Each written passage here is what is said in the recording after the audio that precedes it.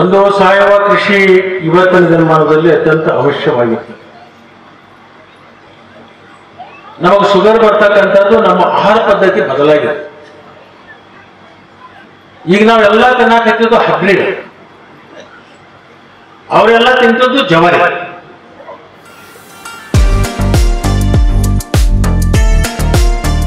ಪತ್ರಿಕೆಯಲ್ಲಿ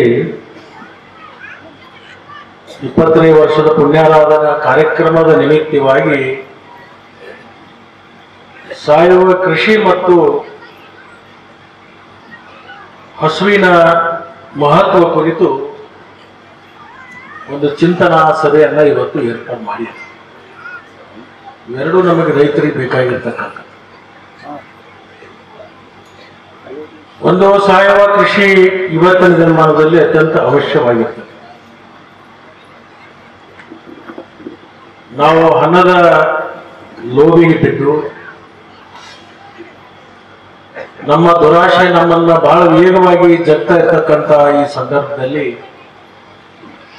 ಸಾವಯವ ಕೃಷಿಯನ್ನ ಮಾಡ್ತಕ್ಕಂಥ ಅನಿವಾರ್ಯತೆನೂ ಕೂಡ ಇವತ್ತು ನಮಗೆ ಬಂದಿದೆ. ಪೂಜ್ಯರು ಹೇಳ್ತೀವಿ, ಯಾರಿಗೆ ಕೇಳ್ತೀವಿ ಅವ್ರಿಗೆಲ್ಲರಿಗೂ ಶುಗರ್ ಬರಾಕತೈತಿ. ಶುಗರ್ ನಮ್ಮ ದುಡಿಮೆ ಕಡಿಮೆ ಆಗಿದ್ರಿಂದ ಬರ್ತಾ ಇದೆ. ನಮಗೆ ಶುಗರ್ ಬರ್ತಕ್ಕಂಥದ್ದು ನಮ್ಮ ಆಹಾರ ಪದ್ಧತಿ ಬದಲಾಗಿದೆ. ಹಗಲ ರಾತ್ರಿ ದುಡಿಯೋರಿಗೂ ಶುಗರ್ ಬರಾಕತೈತಿ.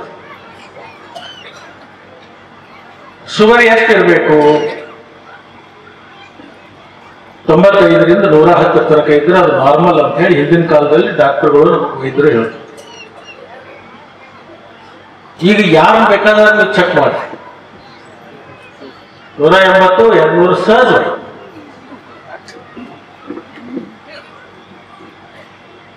ಅದನ್ನ ಡಾಕ್ಟರ್ ಹತ್ರ ಹೋದ ಕೂಡಲೇ ಅವ್ರು ಏನಂತಾರೆ ಅಂದ್ರೆ ನಿನಗೆ ಶುಗರ್ ಬಂದೈತೆ ಅಂತ ಹೇಳಿ. ಡಾಕ್ಟರ್ ಒಂದ್ಸಲ ಶುಗರ್ ಬಂದೈತೆ ಅಂತ ಹೇಳಿದ ಕೂಡಲೇ ನೀವು ಮರದು 250.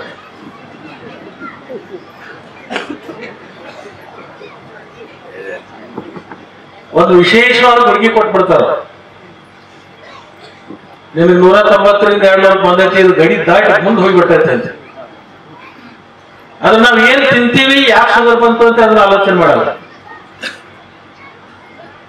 ಈ ನಮ್ಮ ಹಳ್ಳಿ ಒಳಗ 90 ವರ್ಷ 95 ವರ್ಷ ಆದವ್ರು ಅದಾರ, ಅವ್ರಿಗೆ ಶುಗರು ಇಲ್ಲ, ಬಿಪಿನೂ ಇಲ್ಲ, ಕಣ್ಣು ಸಹಿತ ಒಂದೇ ಆಗ್ಯಾರ.